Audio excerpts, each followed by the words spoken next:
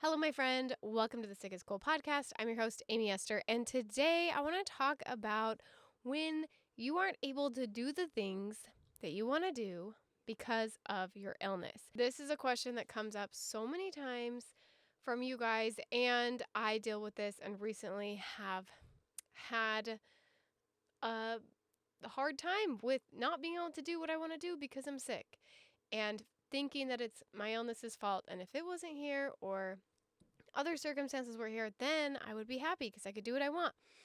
And I found that actually wasn't true. So I want to talk about that today. I want to give you guys some advice. But before we get into that little business to take care of, you guys, my new merch is out. If you're watching this on YouTube, you can see it. It says Surviving, and it has a little melty face, smiley face. I don't know if you can see that, but I have a couple new things in my merch store. I'm so excited about them. I've been needing some big oversized t-shirts because that's my favorite thing to wear. And so I ordered a large. I'm 5'3". I don't know how much I weigh. 130-ish, somewhere around there. I had a baby a while ago, maybe 135.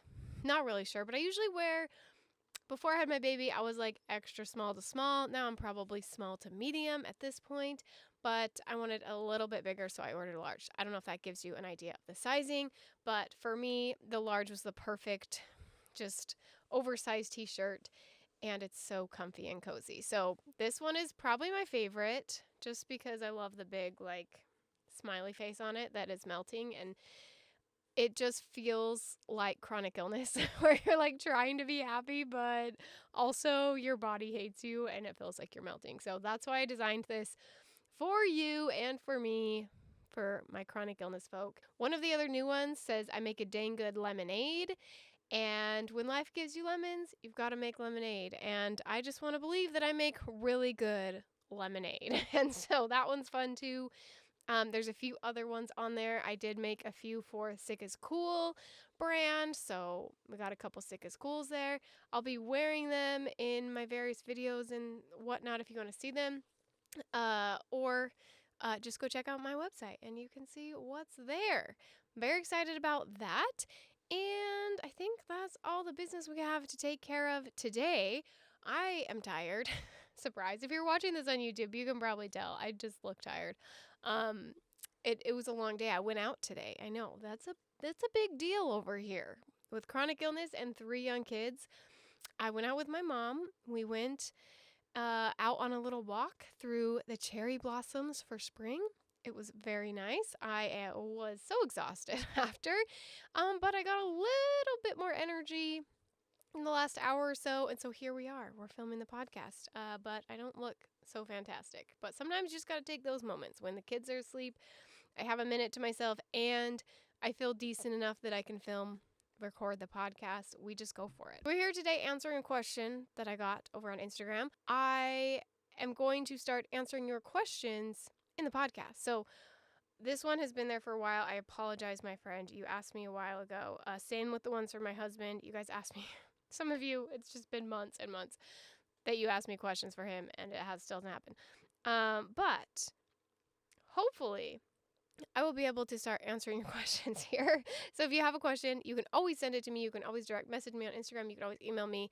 If I don't get back to you super fast, just know I don't have very much time and energy, and I get a lot of migraines. So I would rather just answer your questions here on the podcast. But usually I will at least respond and say, hey, I'm going to answer your question on the podcast. I feel bad because sometimes it takes me forever to answer these questions. But anyway, this is the topic of the day, and it aligns great with something that's been on my mind lately. So let's talk about it. She says, do you have any tips for me because I'm a soccer player? One of my symptoms is shortness of breath. I have been getting really down lately because I enjoy playing soccer and struggling to do soccer training because of my shortness of breath. I'm just struggling with the mental and physical at the moment. Helpful tips would be helpful, please. That's a great way to say I need some helpful tips. Very helpful. Okay, my friend.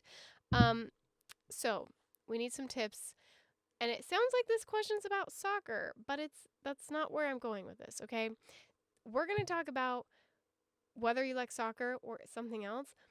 how do you deal with not being able to do the thing you want to do because you live chronically ill? And if you go to my YouTube channel, I do have practical tips like how do you shower with pots, or how do you get your house clean if you're fatigued all the time? Like, I have those tips. And although I don't play soccer, I don't have specific tips for soccer.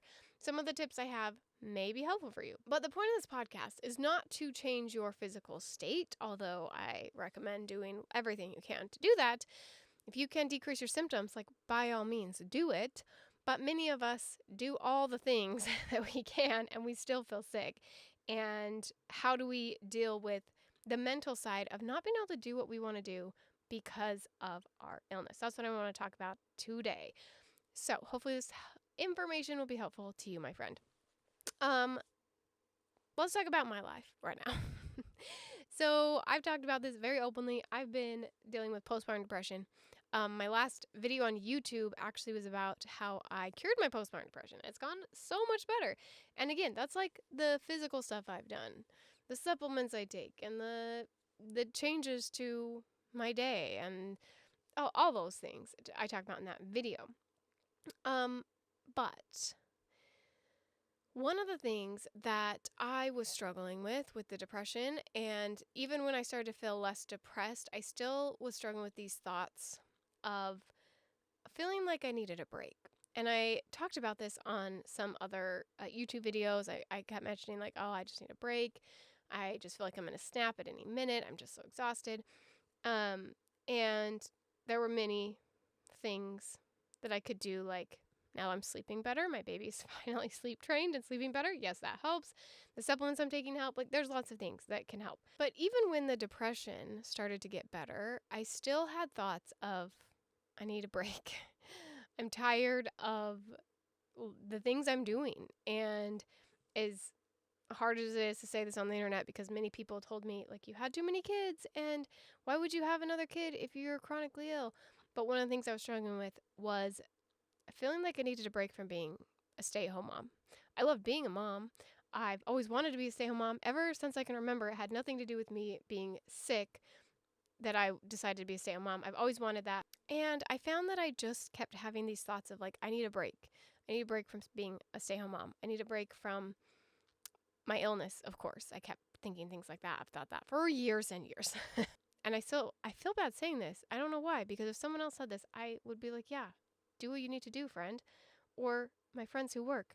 It doesn't, like, I don't think any negative things about them. But I think because this is all I ever wanted was to be a stay-at-home mom, when I have these thoughts of, I wish that I could work part-time, it like makes me feel kind of guilty. But I did. I had all these thoughts of, I wish I could work part-time and then I could balance like taking care of me, getting out of the house, making money, and being a mom. Like, I don't think I could go to work full-time. That's never something I've wanted to do with my kids. But I really wished that I could go work part-time. But every time I would feel good, I would be like, yeah, I could totally do this. And then an hour later, I feel like crap. And it's like, no, Aimee, you can't just get a job and work for someone else, because you're going to feel terrible. And then the same thing's going to happen that happened with every other job you've ever had. It ends up being too much, and you never want to go because you're so sick, and then you're miserable the whole time you're there.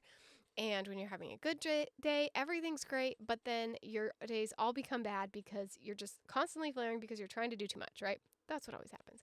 But being a stay-at-home mom, even though it's so much work, I get to control my own schedule. So if I'm feeling great, we can go out and do something. If I'm feeling not so great, we don't have to do that. Even if we had plans, I cancel plans all the time. Maybe that's another episode for another day. How to cancel plans with people. But point is, I was just feeling like I needed a break from the mundane. And I was talking to a friend. This is going to be a long story. That's okay. I was talking to a friend, and she told me that I have what did she say? Like an entrepreneurial, is that how you say it? I can't even say it. Oh dear. Entrepreneur, you know what I'm saying? Okay. Someone who has their own business. Someone who starts things. I have that mindset of an entrepreneur. Entrepreneur. I can't say it. Oh, this is so embarrassing. Anyway, I have that kind of a mindset where I am a jack of all trades, master of none type person. I like to try new things. I've always been that person who had like in college, I had like 4 jobs at a time, and I would tutor math on the side, and then I'd nanny a little bit, and then, I'd work for a small business, and then I just always had all these little things going on. And I've always been someone who likes to start my own thing. Like I got my YouTube channel going here, right? I do coaching. I also tutor math sometimes on the side. I still tutor math because I just love math so much. Anyway, I've just always been that person who likes to like do a lot of things, and I get bored of things very quickly. Like I get bored of the mundane. Like I'm just not someone who could sit and like at a desk and do the same thing every day. Even if I was paid well, like I would be miserable. Then this is like, pretend I'm not even chronically ill. Like I had no physical problems with it. I still am just not someone who likes to do the same thing all the time. I'm always trying new things. That's just me, okay? And this friend was saying, like, I wonder if you are feeling like you need a break and like this isn't working because, like, when you first had your first kid, it was just so exciting and it was new and it was something you've never done before, and now you've done it. Like this is the 3rd time you've done the same thing, 3 times over, and now it's like becoming just like every day is kind of the same as it's been for the past 4.5 years since I had my first baby. When I like to do something and then I like to move on and do something new. And I feel like that sounds bad about kids. Like I love my baby so much. She's just like the greatest thing. And even though 3 kids is different than having 2 and whatever, it's still kind of the same routine, I guess. And when she said that, I didn't really know what to do about it, but I knew that I was closer to knowing what to do because I thought maybe part of the reason that I'm struggling so much is because I am home all the time.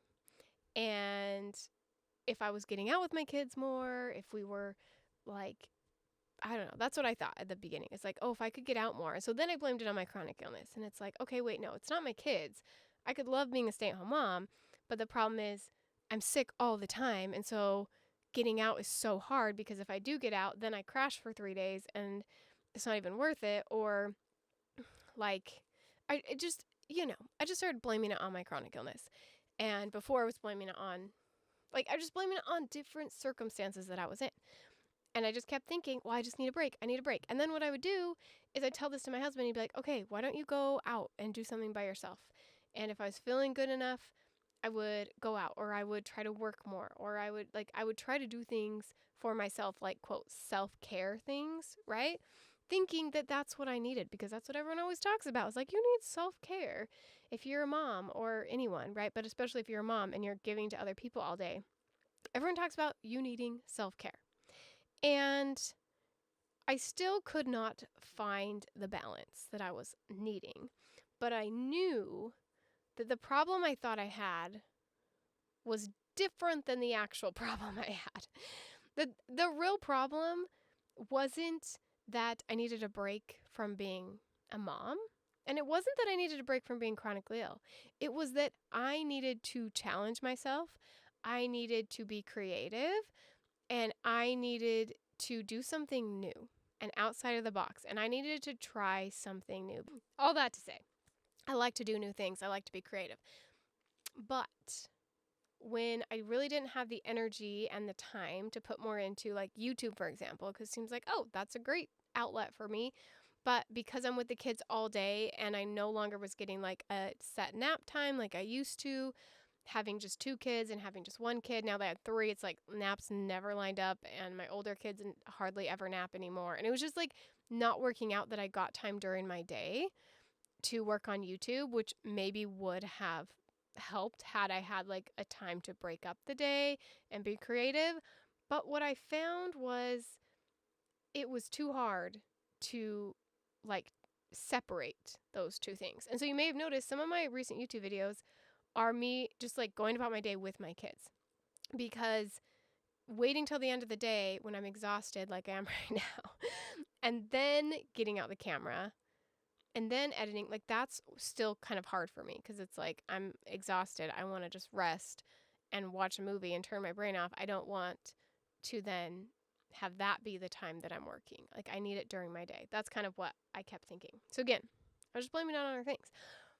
Then what I thought was an unrelated thing happening at the same time. You guys know I'm religious. I talk about my religion all the time. I'm a member of the Church of Jesus Christ of Latter-day Saints. And I felt the Lord was leading me to something I never would have ever expected. Never, never, never would I ever have thought that this would be my path. In fact, I judged people who did this. So I thought that they never got time for themselves. I thought that I just thought, why would you do that to yourself? Like, don't you need a break? Don't you need a break? And that thing is homeschooling.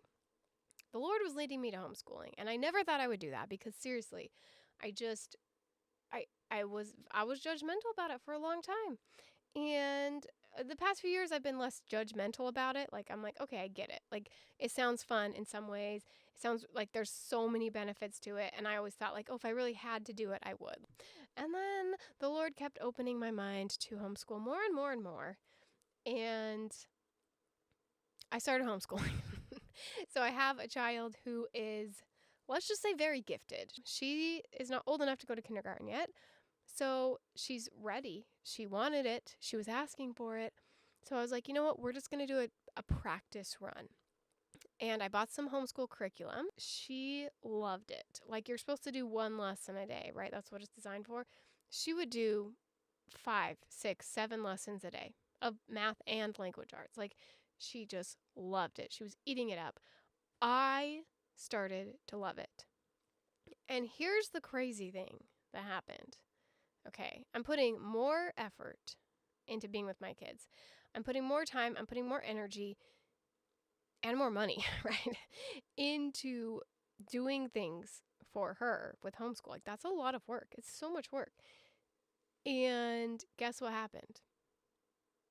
I felt balanced. I stopped feeling like something was off during my day. I stopped feeling like I got to the end of the day and I didn't get anything done. I stopped feeling like I needed a break as a mom. I stopped feeling like I needed, quote, me time. Oh, I started saying this earlier. Brain fog. Went off on something else. I would try to get me time and then I wouldn't feel better after. That's what I was trying to say like 10 minutes ago. Every time I tried to get me time, my husband would be like, go out and do this thing or that. I'd come back and I wouldn't feel any better. Like I might feel okay, but then I would rather have gone out with my kids. I love my kids, but then there's this part of me that felt like it needed a break. And what I thought I needed was a break from my kids or a break from, I don't know, being a stay-at-home mom. And that's not what I needed. I love being with my kids. I have no desire to like even go on a trip without my kids. I don't have a desire to go to the grocery store without my kids. Like I love doing stuff with them. But it's hard when you're physically ill and it's hard to take them out. So anyways, the point is I realized that fact about me, that I don't need a break from my kids at all. In fact, I need more time with my kids, but I needed different time with my kids. And okay, let me read this to you guys. So I have this little book. It's called A Devotional for Each Day of the Year, Daily Joy. Bought this when I was really struggling with postpartum depression. It's by Russell M. Nelson. And every day there's a little scripture and a little quote. And one of the days recently that I was reading, I probably should have had it, opened up to that days. Here it is. Okay. It's on April 19th if you ever get this book. So I'm not going to read the scripture. It's Doctrine and Covenants 6-7 if you want to go look it up. But just the part that Russell M. Nelson talks at the bottom. He says, it's called Synergizing Interests. It says, some of you have already defined your goals. Some have even developed a system of priorities or to give order to your interests and responsibilities. I applaud such discipline and I think it's useful, but I believe that this ordering process may often be a little artificial. Rarely do we fragment the life that we live. It is not possible to influence one facet of our life without affecting other aspects as well. So in my own experience, I have preferred not to compartmentalize my interests, but to synergize them. Okay, this is what I found that I needed, is to synergize my interests. Do the things that I need for me with my kids instead of like, oh, I have to have me time. Because here's the thing, everyone on the internet talks about that, right? Like, you need me time, you need time alone, you need, like, I don't know. Everyone talks about that. If you're a mom, you've heard that before, right? You need self care. And I found that that's not for me. And not that it's not for everyone. Like, I'm sure many of you benefit a ton from me time. My husband loves me time. If he doesn't get his time to himself, all by himself, like, it's not good. Let's just say that. Just kidding. I love you. But some people, that's great for them. For me, though, it wasn't. And that's what I've been told over and over again is like, you have to balance, as in, like, compartmentalize everything in your life. And for me, I needed to synergize. I'm so bad with words. Anyways, synergize. Hopefully that's the right word. And that's where I found the most balance. When I started combining what I needed with what I was already doing. And what's so crazy about all of this is that I enjoyed being a stay-at-home mom more when I started doing more things as a stay-at-home mom, not taking a break from being a stay-at-home mom, but actually putting in more effort, doing more. And it made me realize that what I thought I needed was not what I actually needed. I didn't need a break. I didn't need self-care or me time or whatever you want to call it. What I needed was to be creative. What I needed was to try something new. What I needed was to challenge myself. And what I needed was to see progress, because I am just that type of person. I like to see progress. I love my kids so much, but with kids, it's definitely hard to see like the changes. Same thing with chronic illness.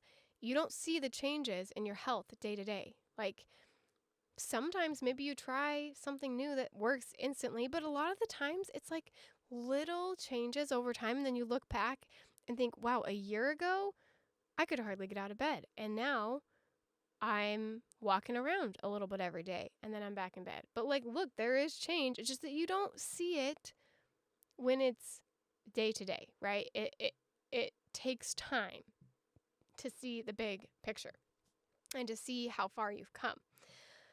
So what I realized was that we can find that missing piece, that balance, that thing that we want.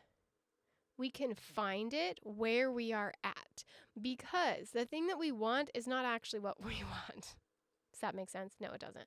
But we think that what we want is to not be ill, or we want to play soccer, or we want to work, or we want to dance, or we want to, maybe for you is be a mom. Like, we want to do these things, and we think that is what's going to make us happy. And since we're chronically ill, or if you have like other circumstances in your life, because of these circumstances, because of my sickness, I can't do that thing, then I'm never going to be happy. I'm never going to find balance. And we just keep trying to play soccer over and over again. We keep trying to join Zumba over and over again, even though we can't do it. We keep trying to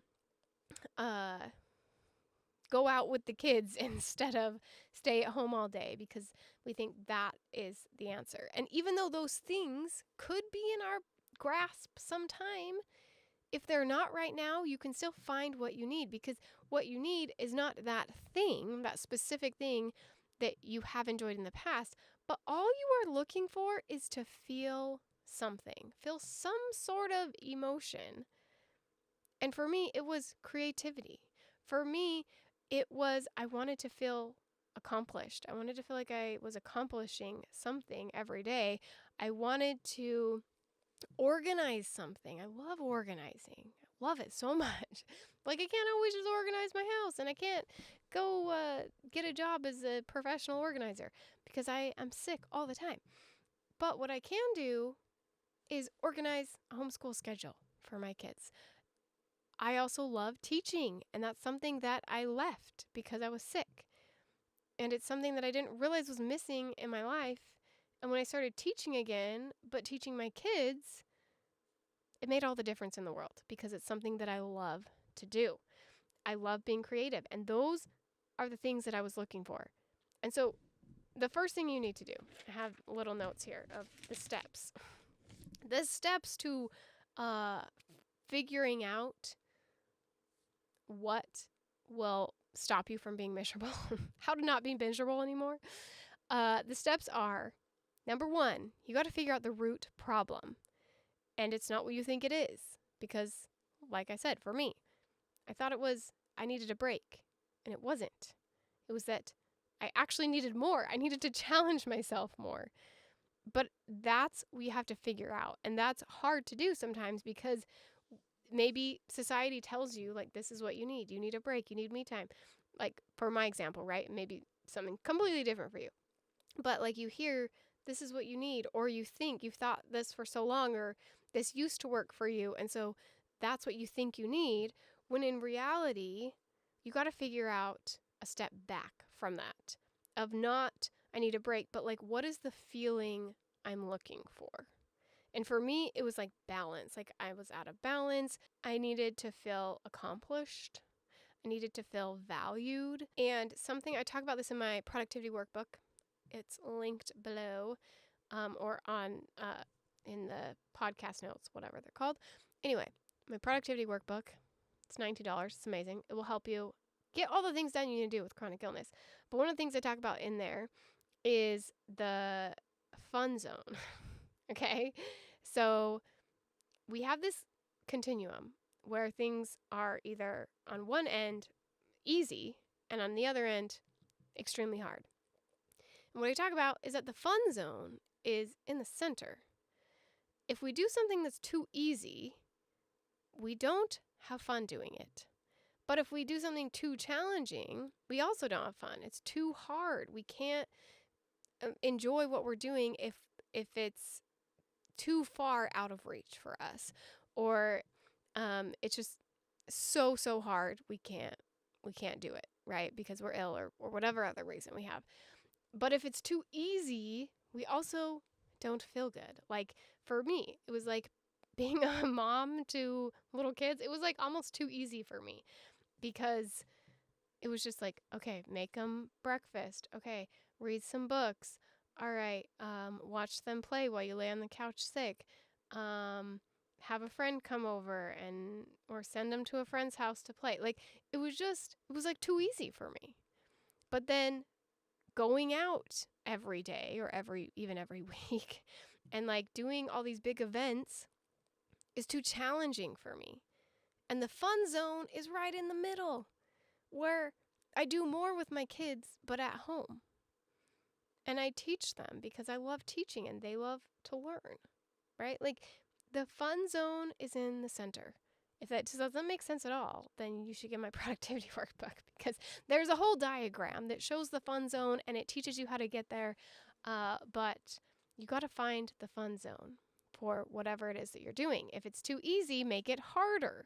If it's too hard, cut it into smaller pieces or find something similar that's easier, because you got to be in that middle zone.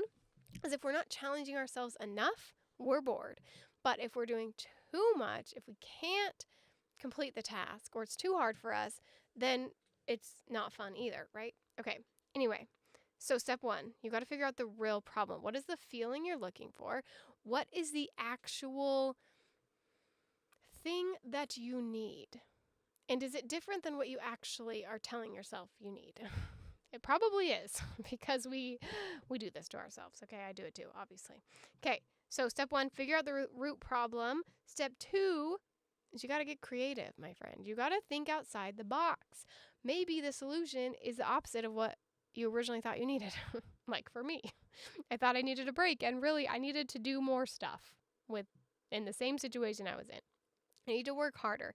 I needed to find something new. I had to get creatives and stop telling yourself that the only solution is this one thing.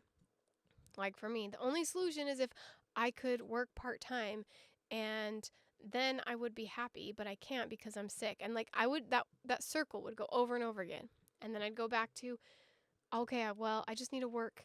Okay, how can I make this work? Oh, well, I can't because I'm sick. And then it would just circle back around over and over and over again. And so we need to get creative. We need to get out of that, figure out the real root of the problem, get down in the dirt. What is the root? You're looking at the flower. You got to get down in the dirt and then think outside the box. And you might need to just like sit down and write out all these options. You can just brain dump all the things that you can think of. And even if they're dumb and they seem silly, write it down. Like, get it all out. Think as far outside the box as you can. I love going to the opposite extreme. Like, our brain goes to the extreme of, like, for me, if I work, then that's what it is. And like, what if the opposite was what it was? What if I needed to do less than I'm doing right now? Like, what if that was a solution? I don't know. Maybe it is. You've got to think outside the box and just always be thinking, always have it on your mind, and keep a running list of ideas. And then step 3, so one was figure out the root problem. And then step 2, get creative of how you can find that in the situation you're in, despite the chronic illness, despite whatever other situation you're in, financially, physically, whatever. Get creative. And then step 3 is you got to experiment. You got to try stuff. Because that's what I did. I tried different things. I tried joining a book club. Wasn't really for me. I tried, just going out by myself, even if it was just for a drive, because I couldn't get the energy to walk in a store. I even tried, like, what if I had my older kids when my baby napped, like, watch a show for a little bit while I took some time to work. And that did not work for me at all. And that's okay. But I tried it. And now I know that wasn't the solution. And then, again, sometimes you have to get very creative and try new things. And then you're just going to cycle through step 2 and 3. You're going to get creative. You're going to experiment with something. If it doesn't work, try something new. And just know that there's a solution out there. Like, I just like to believe that there's going to be a solution. I shouldn't say that because sometimes I don't believe that. But I like to believe that. That's the goal, is I want to always believe that there's a solution out there. And sometimes when I'm in my emotional state and I get in that spiral head of mine, I'm like, oh, it's just never going to get better until this happens. It's just never going to get better until my kids are older. It's just never going to get better. Like, for me, I kept saying, like, till they're in school. It's like, wait, what? No. Little did I know the solution was the opposite, was they were going to be home with me all the time forever. Like, when I get in that emotional state, I think that there's no options. I think that I just have to live with this and be miserable all the time. No, guess what? I don't. I can enjoy life with chronic illness. I can get the things that I need with chronic illness. I can get the things that I need in any circumstance that I'm in if I get creative enough. And I'm not going to say that there aren't times where, like, yeah, we need to wait this out. Like, when I was in the newborn stage, yeah, I kind of needed to wait that out so I could sleep a little more and not be nursing 24/7. Like, there are, of course, seasons where it's okay to be like, yeah, it's going to get better at this time, or it's going to get easier at this time. And that's fine too. But when it's like, this is the life we're in, and we're in living with chronic illness all day, every day, like, I don't see a point in thinking that something needs to change in order to feel better. Like, what if instead we need to change? What if instead we found what we needed where we are at, even if we're bedbound, even if we're not able to do the things that we thought were the things that made us happy, even if we don't have the money for it and the energy for it, whatever it is, what if we could just do it? I don't know, my friends. What do you think? Let me know in the comments on YouTube. What is it that you are searching for? Where's the part of your life that's out of balance that you're trying to figure out? Let me know, and I will see you on the next episode. Bye, friends.